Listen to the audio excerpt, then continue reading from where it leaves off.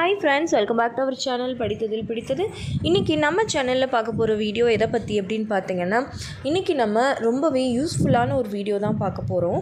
அதாவது பார்த்திங்கன்னா, pregnancy try பண்ணிகிட்ருக்கிறவங்களுக்கு இருக்கக்கூடிய மிகப்பெரிய பிரச்சனை என்ன அப்படின்னு பார்த்தீங்க அப்படின்னா, இர்ரெகுலர் பீரியட்ஸ்.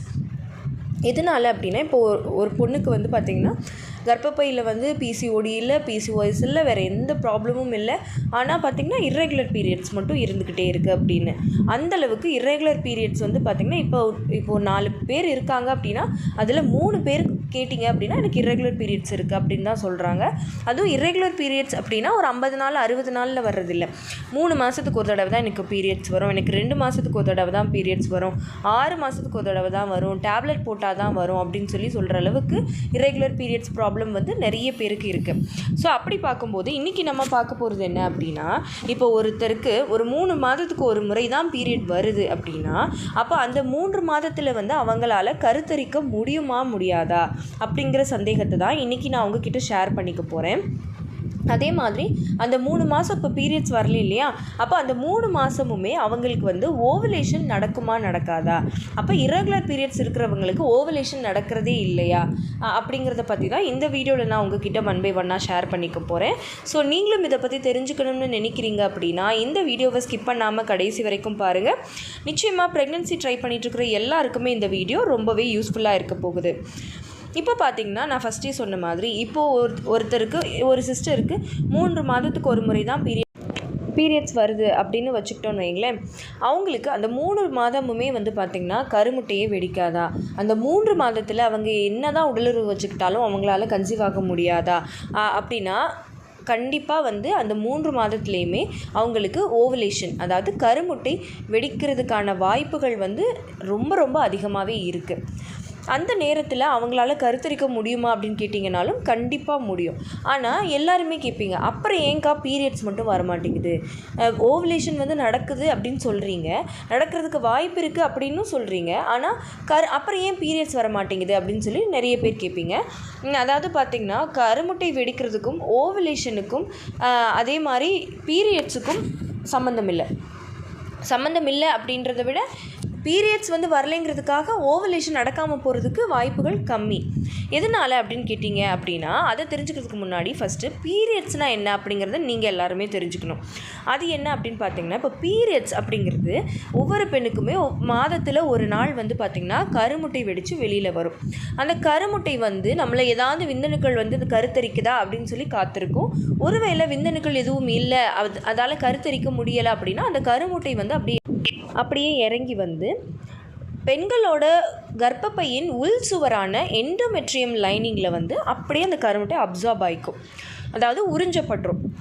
அதுக்கப்புறமா ஒரு 15 நாள் கழித்து ப்ரொஜெஸ்ட்ரான் நம்ம உடம்புல வந்து ப்ரொஜெஸ்ட்ரான் ஹார்மோன், ஈஸ்ட்ரோஜன் ஹார்மோன் எல்லாம் குறைஞ்ச பிறகு அந்த கருமுட்டை அப்சார்ப் ஆகி இருக்கிற அந்த எண்டோமெட்ரியம் லைனிங் வந்து அந்த சதை வந்து பார்த்திங்கன்னா செதஞ்சு நமக்கு பிளட்டாக வெளியில் வர ஆரம்பிக்கும். அதை தான் வந்து நம்ம பீரியட்ஸ் அப்படின்னு சொல்கிறோம். அதாவது கருமுட்டையும் கர்ப்பப்பையோட உள்சுவரான எண்டோமெட்ரியமும் செதஞ்சு ரத்தமாக வர்றதை தான் வந்து நம்ம ட்ரூ பீரியட் அப்படின்னு சொல்கிறோம். இதில் வந்து கருமுட்டை இல்லாமல் வெறும் எண்டோமெட்ரியம் வந்துட்டு செதஞ்சு வந்தாலும் அதையும் நம்ம பீரியட்னு சொல்லுவோம் நம்மளை பொறுத்த வரைக்கும். ஏன்னா நமக்கு வந்து ஒரு பிளட் வந்துட்டாலே நம்ம பீரியட் ஆகிட்டோம் அப்படின்னு நினைப்போம். பட் அது வந்து ட்ரூ பீரியட் கிடையாது. கருமுட்டையும் எண்டோமெட்ரியமும் சேர்ந்து செதஞ்சு வந்தால் தான் அது ட்ரூ பீரியட் அப்படின்னு அர்த்தமே. ஸோ இப்போ பார்த்தீங்க அப்படின்னா, நான் சொன்ன மாதிரி 3 மாதம் உங்களுக்கு பீரியட்ஸே வரல அப்படின்னா அந்த 3 மாதத்தில் என்ன நடக்கும் அப்படின்னா, உங்களுக்கு கருமுட்டை வெடிக்கும், அந்த கருமுட்டை வந்து வெளியில் வந்து பார்க்கும், கருத்தரிக்கலை அப்படின்னா கர்ப்பப்பையோட உள் சுவரில் அப்சார்ப் ஆகிடும்.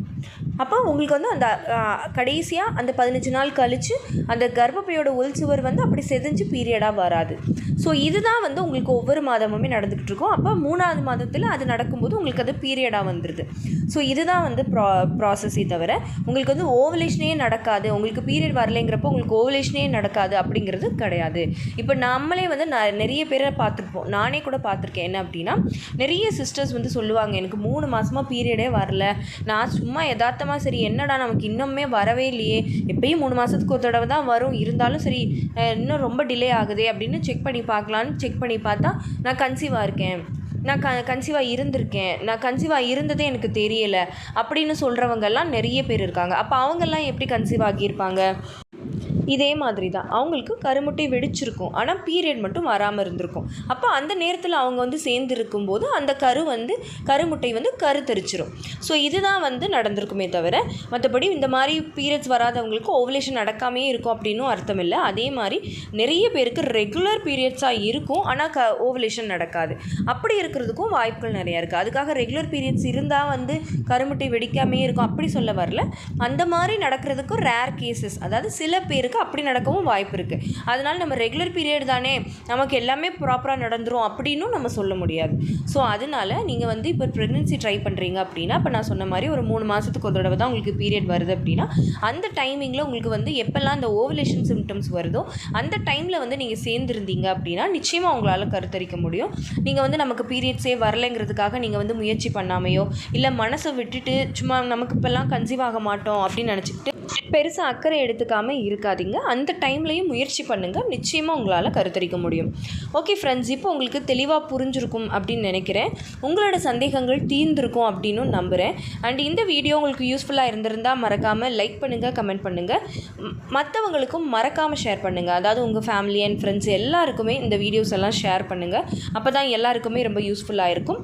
அண்ட் நம்ம படித்ததில் பிடித்தது சேனலை இது வரைக்கும் சப்ஸ்கிரைப் பண்ணாமையே பார்த்துட்ருக்கீங்க அப்படின்னா மறக்காமல் சப்ஸ்கிரைப் பண்ணிக்கோங்க. பக்கத்தில் இருக்கிற பெல் ஐகானையும் சேர்த்து கிளிக் பண்ணி ஆல் கொடுத்து வச்சுருங்க.